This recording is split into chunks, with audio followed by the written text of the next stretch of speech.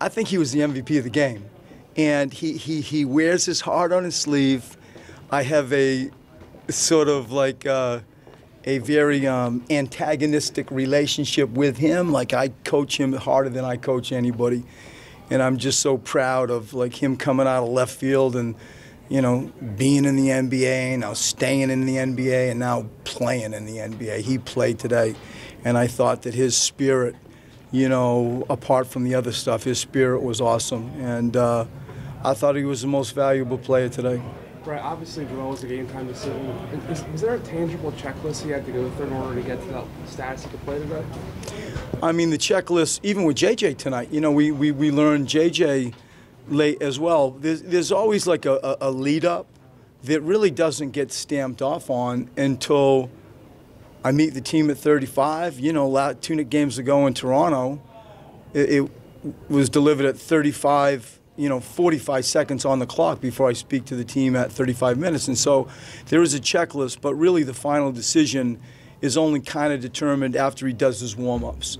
And he gives us, you know, thumb up, thumb down. He cares. He doesn't want to hurt the team, and that's the process of which we go through. Can you share any of those parts of the checklist at all? It's all the normal stuff that you would expect. You know, there's physiotherapists involved. Joel has a significant say in all this. There are doctors. There are people that, you know, are looking at sort of preloading stuff that has gone on and patterns and trends.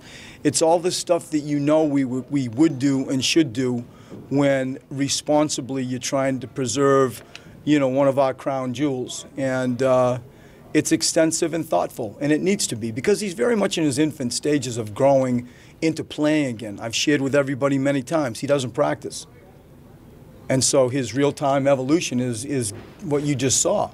And at times, you know, it gets a little bit fast in real time, and the turnovers type things happen. But the checklist is very extensive. Brett, can you give an assessment of the defense tonight? I thought our defense won us the game. I mean, you go home and you got nervous twitches because of the turnovers at the last, you know, 3 or 4 minutes. We were great. We had 10 turnovers before sort of the last, I don't know, 4 minutes, 3.5 minutes. But our defense was the thing really that enabled us to win. I thought we had a big 5-second count on a side out of bounds play that got us the ball back. I thought the defensive job that we did on Kristaps was excellent. You know, he's such a talent.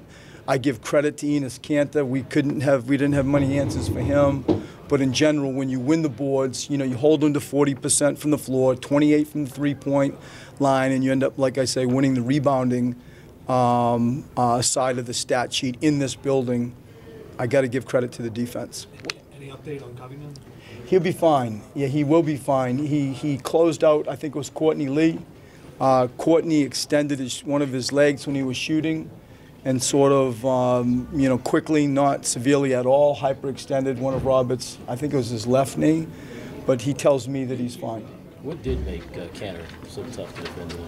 He just is relentless. He's a man. Like, he is as committed an offensive rebounder and committed a roller, and just plays with a tenacity that, you know, he's elite. He's amongst the all-time, he's amongst this NBA's crops.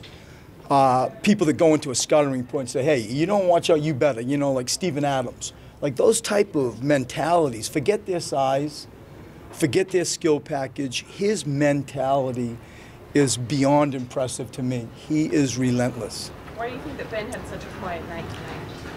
I thought he actually did a good job of like pushing the pace and finding some things early. You know, maybe on the stat sheet you're going to look down and it's not going to be littered with stats like it normally is with him. I thought defensively he came up with some big possessions. I thought our touch distant defense, trying to, you know, make them turn a little bit and pressure some things where their offense was slowed up a little bit, he had a significant part of with his 6'10" size and 7+ whatever wingspan. Don't get tricked by the stat sheets. I hear what you say, but it was deeper than that. How do you address your team given how they responded tonight, Coach? I mean, I thought we executed some good stuff on side out of bounds. Joe had that big 3 at the end. You know, I think it's like a 6-point game, whatever, a few seconds on a shot clock.